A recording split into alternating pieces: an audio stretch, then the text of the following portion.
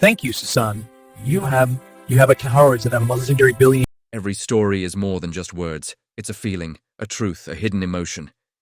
If you love powerful, emotional, and unforgettable stories that stay with you, then you're in the right place. Welcome to ZZ Stories. A struggling single dad gave up his last dollars to help a paralyzed old man at a train station, not knowing that man was a billionaire who lost his wife in the same crash that took his wife. What happened next? It's proof that even when life breaks you, one act of kindness can build everything back again. Before we go on, if you've ever cried behind closed doors so your child wouldn't see, this space is for you. You are brave, and you are not alone. And tell us, where in the world are you tuning in from? We love seeing how far our stories travel. 3 years. 3 long, difficult years had passed since Daniel Crawford's world had been shattered into a million pieces. Standing at the edge of his small apartment's kitchen window, he watched the sunrise paint the sky in soft shades of orange and pink, the same colors Anna used to love watching during their morning coffee together. Today marked the anniversary of the day that changed everything. The day Flight 447 took his beloved wife away from him and their 8-year-old daughter, Lily. The familiar ache in his chest felt heavier than usual this morning, like a stone pressing against his ribs with every breath. In the next room, Lily was still sleeping peacefully, her curly brown hair spread across her pillow like a halo, completely unaware that today was the day that divided their lives into before and after. At 35, Daniel had never imagined he'd be navigating life as a single father. 3 years ago, he had been a different man entirely. Hopeful. Secure in his role as a maintenance supervisor at Riverside General Hospital. A man with dreams of buying a house with a backyard where Lily could play, maybe even giving her a little brother or sister someday. Anna had been the light of their world, a dedicated nurse whose compassion for her patients was matched only by her endless love for her family. Everything had changed on that devastating autumn day when Anna's plane went down returning from a medical conference in Paris. Flight 447 had been carrying 247 souls, including his beloved wife, when it encountered severe weather conditions and crashed just outside the city of Riverside. The official memorial service was held there every year, and Daniel had made the pilgrimage each time, needing to feel close to Anna's memory, needing to honor the woman who had taught him that love was an action, not just a feeling. This morning, as he prepared for another journey to Riverside, Daniel counted the crumpled bills in his wallet with the practiced efficiency of someone who knew exactly how much money he didn't have. Barely enough for his train ticket and a small bouquet of yellow daisies. Anna's favorite flowers. The ones she used to pick from the field behind her childhood home, the ones she had carried in their wedding bouquet, the ones that somehow still made him smile even through his tears. Money had been tighter than ever lately. Despite working double shifts at the hospital and taking on weekend work at Morrison's grocery, stacking shelves and unloading trucks until his back ached and his hands were raw, he was barely keeping up with rent, utilities, and Lily's growing needs. Every month felt like walking a tightrope, balancing between keeping the lights on and putting food on the table. The apartment's heating system had been making concerning noises for weeks now, and Daniel knew it would need repairs soon. Repairs he couldn't afford. He'd been putting off his own medical checkups and dental visits, redirecting every spare dollar toward Lily's needs. Her school supplies, winter coat, the small treats that made her smile, they all took priority over everything else. Because that's what fathers do. That's what Anna would have wanted. As he quietly prepared breakfast, trying not to wake Lily, Daniel reflected on how much his life had changed. The man who once coached Little League on weekends and hosted backyard barbecues for the whole neighborhood now spent his evenings helping Lily with homework while calculating how to stretch their grocery budget another week. The couple who had planned family vacations to Disney World and camping trips in the mountains now lived month to month, with Daniel sometimes choosing between filling the gas tank and buying fresh fruit for Lily's lunch. But despite all the struggles, despite the sleepless nights and the constant worry, Daniel had never lost his fundamental belief in helping others. This morning, however, his kindness would face its greatest test. After kissing Lily goodbye and leaving her with Mrs. Patterson, who had become like a grandmother to them both, Daniel made his way to Central Station. The familiar weight of grief sat heavy on his shoulders as he clutched the small bouquet of daisies, their yellow petals bright against the gray morning. The train to Riverside would take 2 hours, giving him plenty of time to sit with his memories and prepare his heart for another year of missing Anna. The station was busy with the usual mix of commuters and travelers, people rushing to catch trains to start their Monday morning routines. Daniel had his ticket in one hand and Anna's flowers in the other, his mind already focused on the memorial garden where he would spend a quiet hour talking to his wife's memory. He was thinking about what he would tell her this year, about Lily's growing independence, about the way she sometimes hummed Anna's favorite songs without even realizing it, about how proud Anna would be of the amazing little person their daughter was becoming. But as he approached platform 7, Daniel noticed something that made him stop in his tracks. An elderly man in a wheelchair was sitting alone near the waiting area, and something about his posture made Daniel's chest tighten with recognition. The man's shoulders sagged with the kind of despair Daniel knew all too well. His head was in his hands, and even from a distance, Daniel could see that this was someone who was carrying more pain than any person should have to bear. The distinguished gentleman appeared to be in his 70s, well dressed in a navy blue suit that spoke of dignity and grace, but there was something vulnerable about him that reminded Daniel of his own darkest moments after losing Anna. Something about the way he sat so still, so utterly defeated, as if the world had suddenly become too heavy to carry. For a moment, Daniel hesitated. He had his own grief to tend to, his own memorial to attend. The responsible thing would be to board his train and focus on his own pilgrimage to Anna's memory. The train would be departing soon, and he couldn't afford to miss it.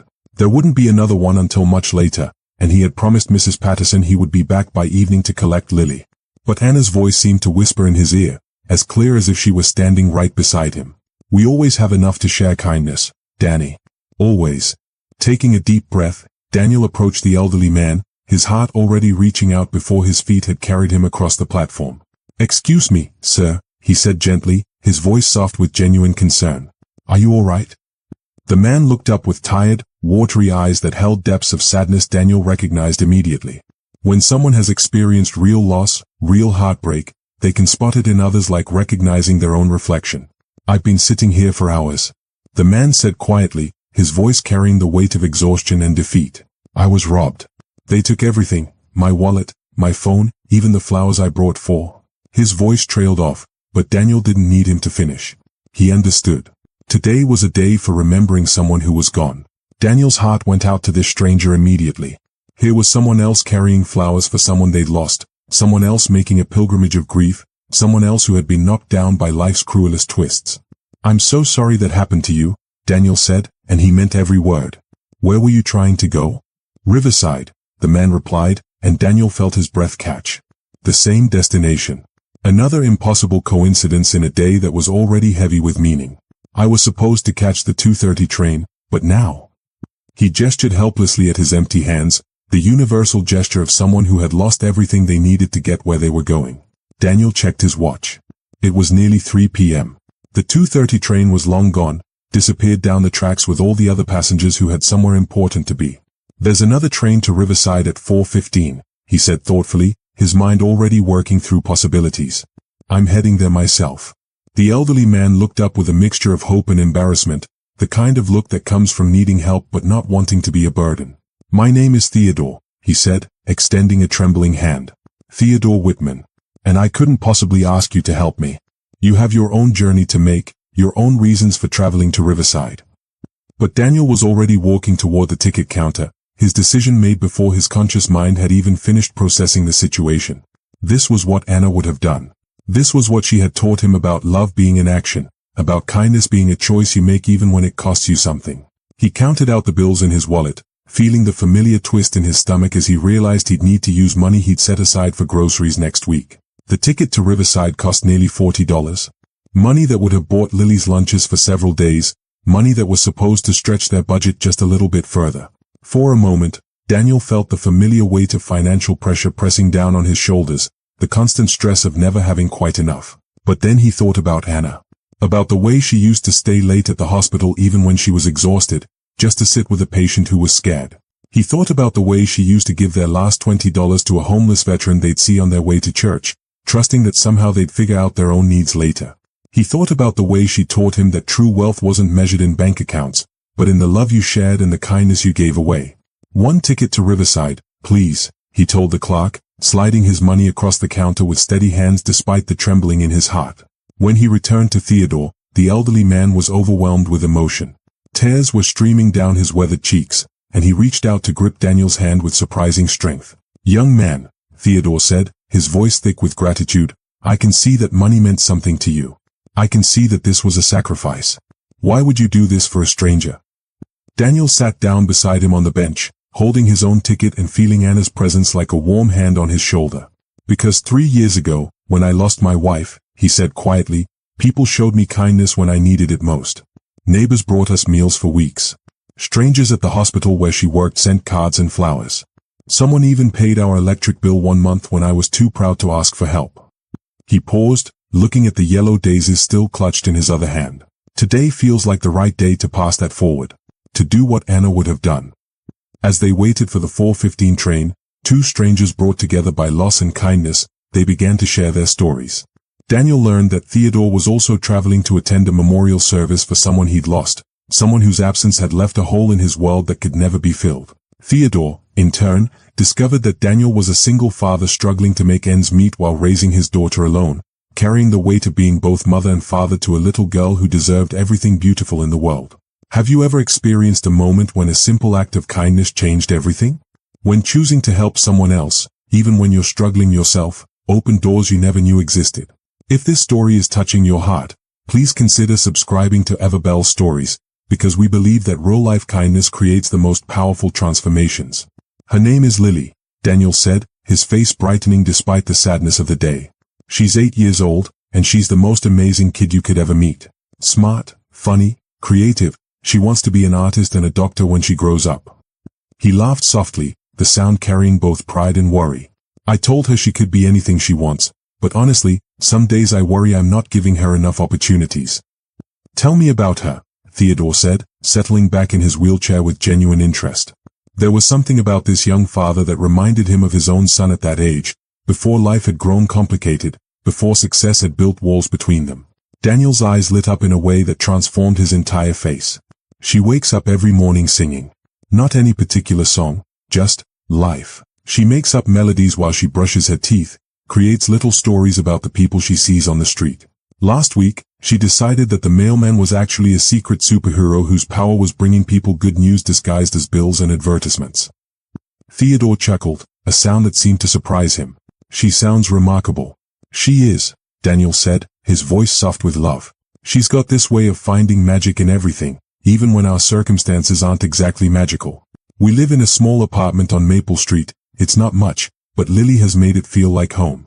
She draws pictures and tapes them to the walls, and every morning she makes her bed and helps with breakfast. Sometimes I look at her and wonder how I got so lucky to be her dad. He paused, his expression growing more serious. But other times, I worry that I'm not enough. That she's missing out on things because of our situation. Like those piano lessons she wanted. I work 2 jobs, but it's never quite enough. She asked about them so hopefully, and I had to find a way to explain why we couldn't afford them without making her feel like it was her fault. Daniel's voice caught slightly as he continued. 8 years old, and she's already learned not to ask for things. She just smiled and said she'd learn from the internet.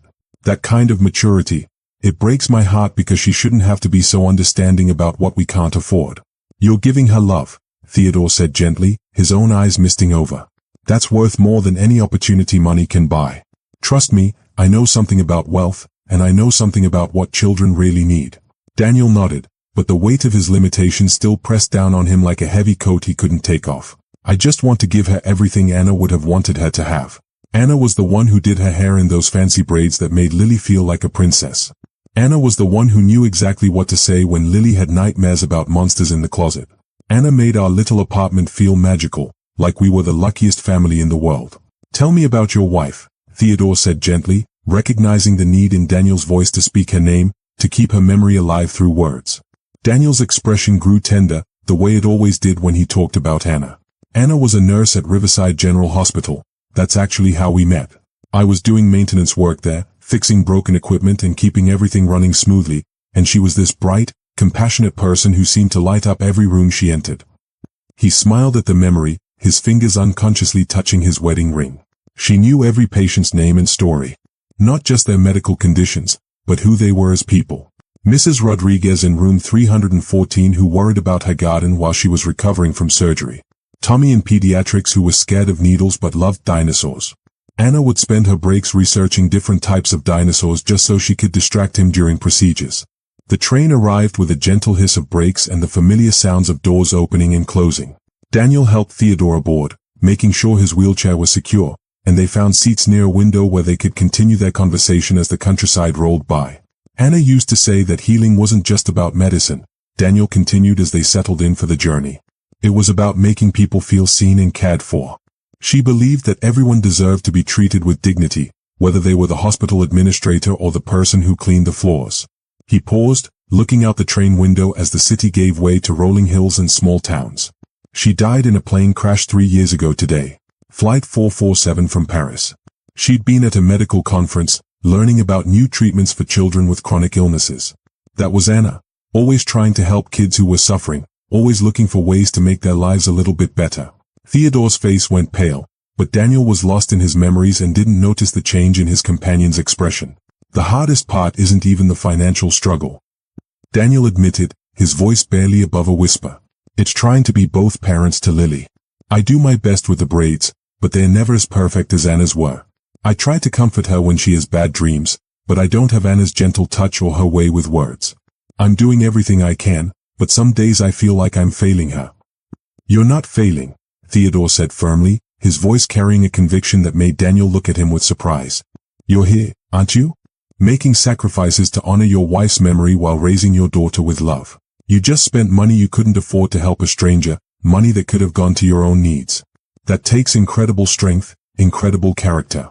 Theodore was quiet for a long moment, staring out the window at the passing landscape. When he spoke again, his voice was thick with emotion. Daniel, I need to ask you something, and I hope you won't think I'm being intrusive. What was your wife's full name? Anna Crawford, Daniel replied without hesitation. Anna Marie Crawford. She kept her maiden name professionally because she said it was who she was when she became a nurse, but she was Anna Crawford in every way that mattered to us. Theodore's hands began to tremble. And Flight 447? You said it crashed outside of Riverside? Yes, Daniel said, concern creeping into his voice as he noticed Theodore's distress. October 15th, 3 years ago. Are you all right, Mr. Whitman? Theodore closed his eyes for a moment, and when he opened them, they were filled with tears. Daniel, he said quietly, my wife Margaret was on that same flight. She died in the same crash that took your Anna. The words hung in the air between them like something impossible, something that couldn't be real. Daniel stared at Theodore in complete shock, his mind struggling to process what he had just heard. Your wife, Daniel whispered, his voice barely audible. Your wife was on Anna's flight. Margaret Whitman, Theodore nodded, tears streaming down his cheeks. She was returning from the same conference your Anna attended. Margaret had gone to present research on educational programs for underprivileged children. She was passionate about making sure every child had access to learning opportunities, regardless of their family's financial situation. Both men sat in stunned silence as the incredible coincidence settled over them like something beyond understanding. They had both lost their wives in the same tragedy, both made this annual pilgrimage to the same memorial site, and somehow fate had brought them together on this train, in this moment, when they both needed exactly what the other could provide. Can you imagine discovering that the stranger you just helped was connected to your deepest loss in the most impossible way? That sometimes the universe conspires to bring exactly the right people together at exactly the right moment? If you're feeling the incredible power of this connection, please hit that like button, because this story is about to reveal something even more extraordinary. My God, Daniel whispered, his voice shaking with disbelief. Your wife was on Anna's flight. They were on the same plane, attending the same conference. 247 people, Theodore said quietly. 247 souls, and our wives were among them. They might have sat together, talked together, shared stories about their families during those last hours. As the train pulled into Riverside Station, both men were quiet, absorbed in the magnitude of what they had discovered. Giuseppe, Theodore's driver, was waiting anxiously by an expensive-looking black car, his face etched with worry. There's my driver, Giuseppe, Theodore explained as Daniel helped him with his wheelchair. He must have been worried sick when I didn't call. I usually check in every hour when I'm traveling alone. Daniel felt relieved that Theodore would be safe, but also strangely sad to see their conversation end. The elderly man had been easy to talk to, and sharing stories about Anna had felt healing in an unexpected way. Sometimes the most powerful therapy comes from talking to someone who truly understands your pain. Will you be all right getting to your memorial service? Daniel asked, though he could see Giuseppe hurrying toward them with obvious relief. Theodore nodded, then hesitated. Where is your memorial service being held? At the memorial garden near the crash site, Daniel replied. It's about a 20-minute walk from here. They have a stone wall with all the names of the victims, and there's a beautiful flower garden that Anna would have loved. The memorial garden, Theodore repeated slowly, his voice filled with recognition. With the stone wall and the yellow roses. Yes, Daniel said, surprised. You know it. Daniel, Theodore said, his eyes widening with another impossible realization. That's exactly where I'm going. That's where Margaret's name is inscribed. That's where I go every year to remember her. Giuseppe approached with concern written across his weathered face. Mr. Whitman, I was so worried when you didn't call. Are you hurt? What happened? Giuseppe, this is Daniel Crawford, Theodore said, gesturing toward the young man who had shown him such kindness. His wife Anna died in the same crash as Margaret. He's the reason I'm here instead of still sitting helplessly at the train station. Giuseppe's eyes widened with understanding, and he immediately extended his hand to Daniel with genuine gratitude. Sir, thank you for helping Mr. Whitman. Please, let us drive you to the memorial garden. Oh, I couldn't impose, Daniel said quickly. I can walk. It's really not that far. Nonsense, Theodore said firmly. Giuseppe, we're taking Daniel to the memorial garden. His family. During the short drive, Daniel learned more about Theodore's life and his connection to Margaret. Theodore spoke about his wife with the same tender love that Daniel used when talking about Anna. The way she had dedicated her life to education reform, the way she had fought for children who didn't have advocates, the way she had made every room brighter just by being in it. Margaret would have loved Anna's spirit, Theodore said as they pulled up to the memorial garden. Anna would have appreciated Margaret's dedication to helping children. I think they would have been friends. The memorial garden was peaceful and beautiful, exactly the kind of place both Anna and Margaret would have appreciated.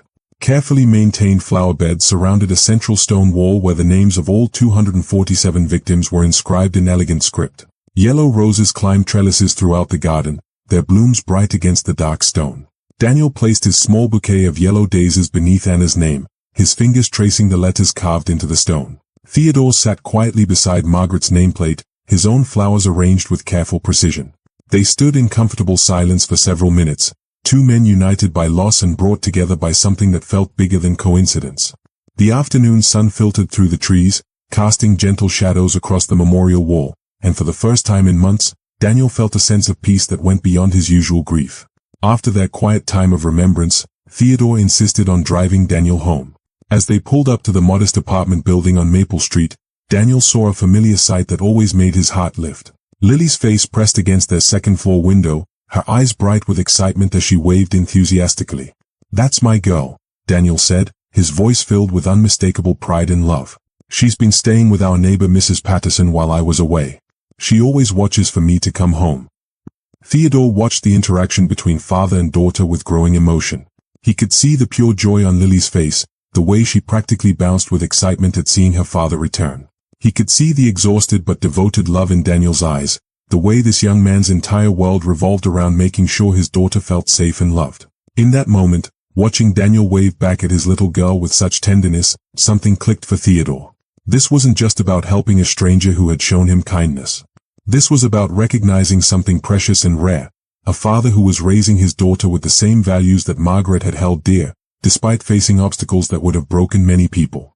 Daniel, Theodore said as his new friend prepared to get out of the car, there's something I need to tell you. Something important that I should have mentioned earlier. Over the next few minutes, Theodore explained who he really was. Not just Theodore Whitman, grieving widower, but Theodore Whitman of Whitman Industries, one of the country's largest charitable foundations. He talked about the work he and Margaret had done together, building programs that helped families in crisis, creating opportunities for children whose circumstances had limited their options. Margaret and I never had children of our own, Theodore said quietly. We poured all our parental love into helping other people's children, creating scholarships and programs and opportunities. When she died, I thought that part of my life was over. But meeting you today, seeing how you're raising Lily with such love and integrity despite your struggles, it's reminded me why that work mattered to Margaret. Daniel sat in stunned silence, hardly able to process what he was hearing. This man he had helped, this stranger who had seemed so vulnerable and lost at the train station, was one of the most successful philanthropists in the country. But more than that, Theodore continued, his voice growing stronger with conviction, I want to make you an offer that I hope will honor both Anna's memory and Margaret's legacy. What happened next would change Daniel's life in ways he never could have imagined. Theodore outlined a proposal that seemed too incredible to be real, a community clinic to be established right there in Daniel's neighborhood, bearing Anna's name and providing affordable healthcare to families who couldn't otherwise access it. I want you to help oversee its development, Theodore said, his eyes bright with purpose. I want you to help me identify and assist families who are struggling the way you have been. Your experience, your understanding of what it means to need help but be too proud to ask for it. That's exactly what this program needs. But that wasn't all. Theodore wanted to establish an education fund for Lily, ensuring she would have access to piano lessons, art classes, and eventually college, regardless of cost. He wanted to offer Daniel a position with the foundation that would provide a stable income and the opportunity to help other families in crisis. And Daniel, Theodore said, his voice growing soft with emotion, if you'll let me, I'd like to be part of Lily's life. I'd like to be the grandfather she never had, and I'd like to help you give her all the opportunities she deserves. This is the moment that changes everything. When kindness creates miracles we never saw coming. Tears streamed down Daniel's face as he looked up at the window where Lily was still waving, her small face glowing with happiness at seeing her father home safe. Mr. Whitman, he managed to say through his emotion, this is incredible. But I have to ask, why? Why me? Why us? Theodore smiled, thinking of Margaret and Anna and the beautiful impossibility of their meeting. Because today, when you had every reason to focus on your own grief and your own struggles, you chose to help a stranger instead. Because you're raising a remarkable daughter with the same values that my Margaret held dear.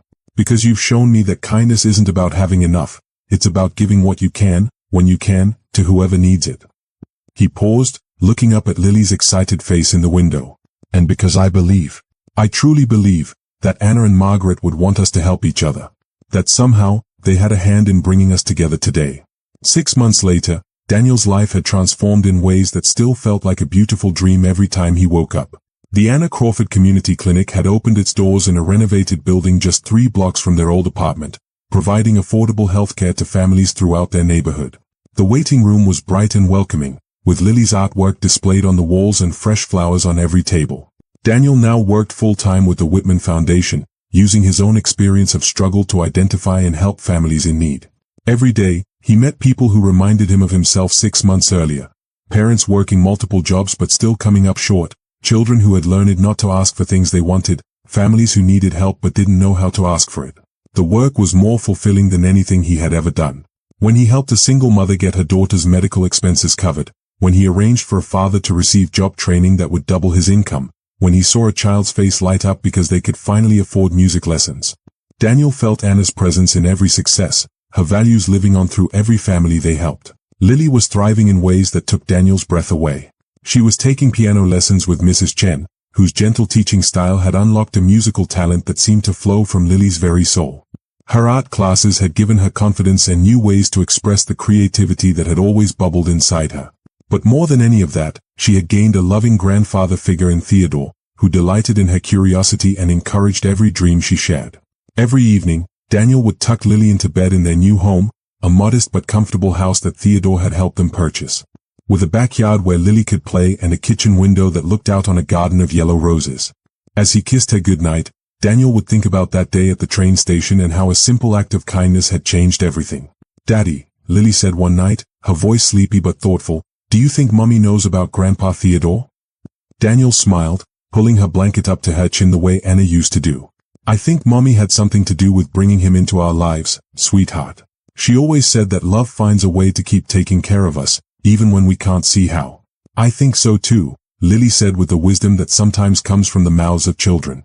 "I think Mommy and Grandpa Theodore's wife are friends in heaven, and they plan for us to help each other." As Daniel turned off the lights and headed to his own room, he knew that Lily was right. Anna's legacy lived on, not just in the clinic that bore her name, but in the kindness that had created ripples of change for so many families. Sometimes, he realized, the most extraordinary transformations begin with the simplest choice to help someone else, even when you're struggling yourself. The yellow daisies he brought to Anna's grave each year were now joined by yellow roses from Theodore.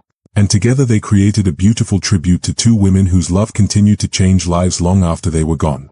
If this story has touched your heart, if it's reminded you that even small acts of kindness can create miracles, please subscribe to Everbell Stories and share this message with someone who needs to remember that love truly does find a way. Because in a world that can sometimes feel cold and disconnected, we all need to be reminded that choosing to help others, especially when we're facing our own struggles, is how we keep hope alive and create the kind of world our children deserve to inherit.